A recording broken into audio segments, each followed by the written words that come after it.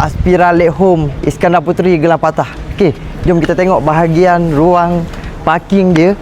Okey, ini keluasan dia boleh muat dalam 1-2 kereta. Kita tengok bahagian ruang tamu.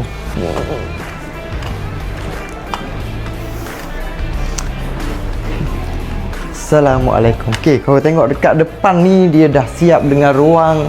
Oh, ni dah buat cantik-cantik, dah dekor lawa-lawa untuk korang. Fully renovate rumah ni. Ini ruang tamu dia. Boleh tengok. Ini ada barang yang owner tinggal dan ada yang dia bawa balik lah. Jadi ini tempat dining area, tempat korang makan bersama family. Okey, dekat bawah ni ada satu bilik, tapi kita tengok bahagian dapur dahulu. Bahagian dapur ni dah siap dengan tabletop, kitchen cabinet semualah. Okey, ini sebenarnya bedroom, tapi dia dah buatkan wet kitchen untuk korang. Boleh masuk tengok. Pun dah siap dengan kitchen cabinet dan tabletop. Okey, jom kita tengok bilik bahagian bawah. Okey, untuk bilik bahagian bawah, satu bilik dan satu tandas untuk bahagian bawah lah. Okey, jom kita tengok untuk bahagian atas.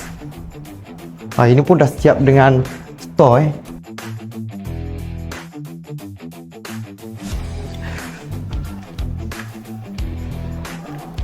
Okey, untuk bahagian atas ni ada satu ruang macam living hall untuk korang lepak-lepak bersama family, dan ada 3 bilik bahagian atas. Nak masuk mana dulu ni?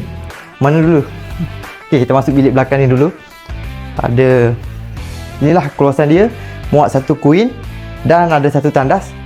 Yang baiknya rumah ni, setiap bilik ada tandas. Okey, jom kita tengok bilik yang kedua. Jadi tak payah nak berebut tandas hadapan ni. Okey, ini pun wardrobe ni dia tak ambil, memang akan dapat lah. Jadi ni pun muat keluasan dia, cuma ni dia cakap cucu dia cotin-cotin sikit. Ini bilik tandas bahagian bilik yang kedua. Okey, kita tengok yang master bedroom depan. Okey, ni master bedroom. Mungkin master bedroom. Mana tandas?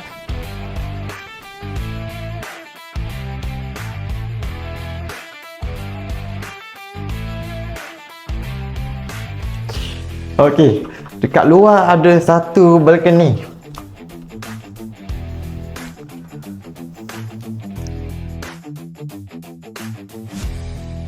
Okey, kepada korang yang berminat boleh PM saya untuk datang set appointment viewing rumah ni. Okey, Assalamualaikum.